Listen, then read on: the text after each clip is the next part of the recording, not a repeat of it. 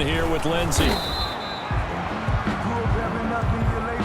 Credit him with a 1-yard gain there to make it 2nd and 9. The ball carrier. And the objective there, I mean, yes, the positive gain, that's nice, but work some clock. Yeah, you're exactly right, but the problem for them is still within a possession, so they can't just sit on it running the ball. They'll have to find a way to throw it effectively as well.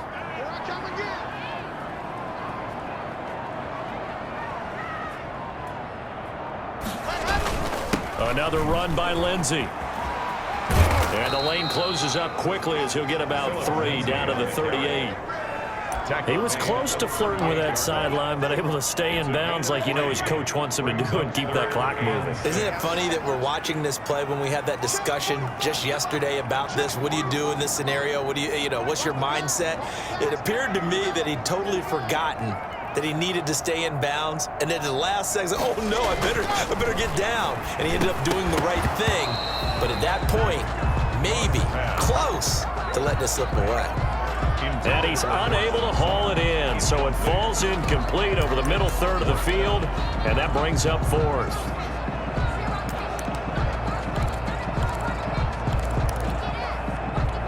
Here's Sam Martin now. Remember, though, he did have one blocked earlier.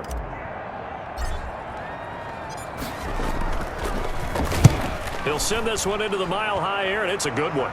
And it's out of bounds. Now we'll see what the side judge says. He says out at the 8-yard line. Let's go old school there. That's absolutely a great coffin corner punt. Someone's put some time in working on that, hasn't it? Seems like every year these guys get better and better. It's amazing how they can command that football through the air. Yeah, they used to actually practice with hula hoops where they place them and try and put them there. Now a lot of guys use barrels on the sidelines to try and put the football in one. Complete to Rob Gronkowski. They'll contain him to just 4. 2nd down.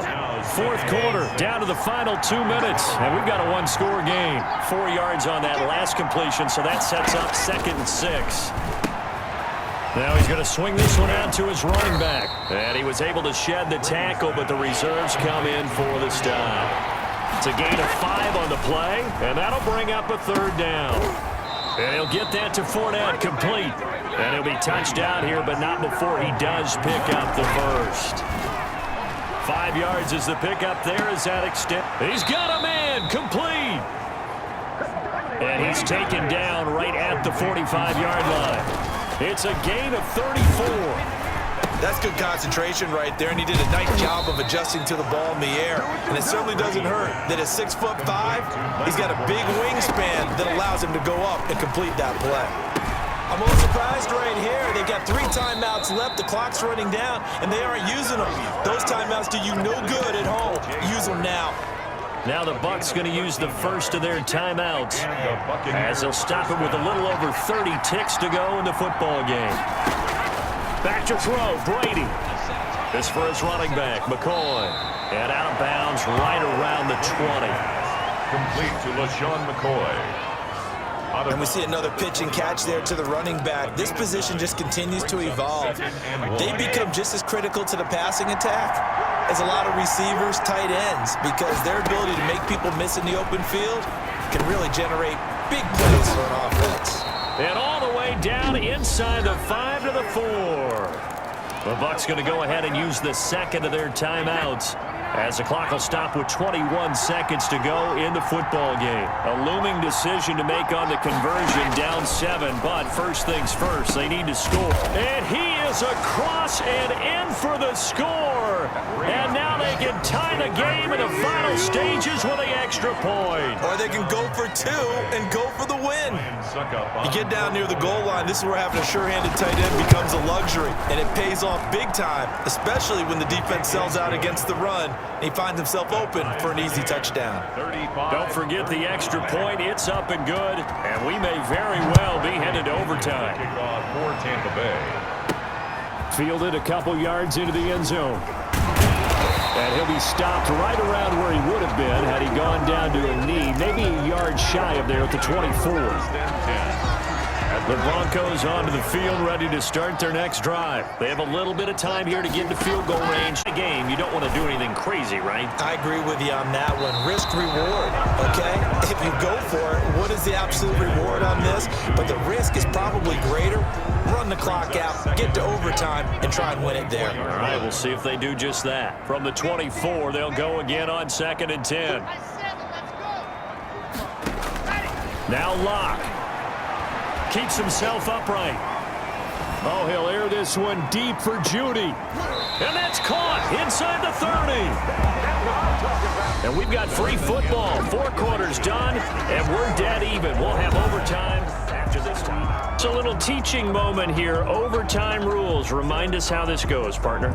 Okay, so in the past, we had sudden death. First team to score wins, but no longer. Now, if the team receives the ball, scores a touchdown, they win the game.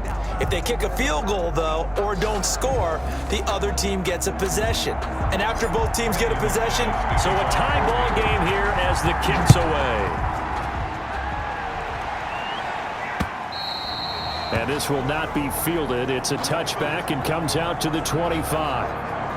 And Tampa Bay trots out there now. They're set for their first drive here in overtime. And this is where the crowd can really become a factor. They've had to battle it all day, but I know what you're saying. In overtime, that gets doubled, doesn't it? At least, because now the crowd really wants to be involved and help their team. And that first drive can dictate the whole thing because they know if this team takes it downfield and scores a touchdown, it's game over. It's been loud in here so far. And here's a throw caught by Gronkowski. 9 yards, and that leaves him just short, so it'll be 3rd and less than a yard. 3rd and inches, and they've got some extra beef up front. 3 tight ends. They'll try and run forward with Fournette. And he will have a first down as they get him to the ground at the 37. Got what he needed for the first down with a gain of 2.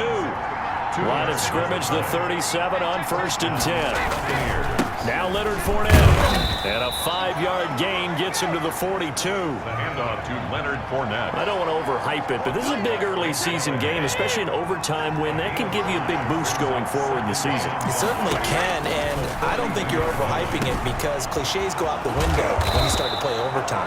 And you're right, the winner of this game now, that's an extra boost moving forward. And it actually is an extra hurt for the team that loses because normally you shake it off. But in this situation, it lingers a little bit longer.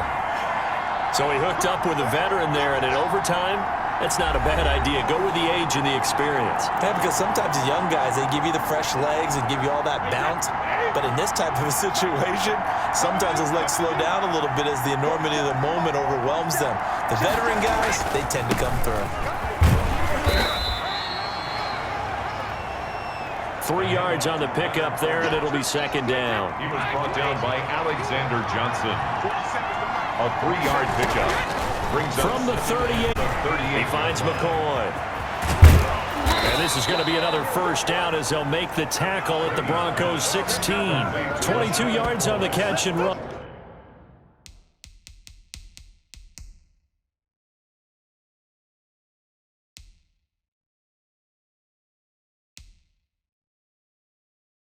On a first down. Gain of 22 yards. So the ball down to the 16 here for 1st and 10. Into the red zone, it's Brady. And now nothing but green ahead of him. He's at the 40. Past the 20. 10. And he takes this one back into the end zone. And the Bronco defense has a touchdown. Touchdown, Broncos.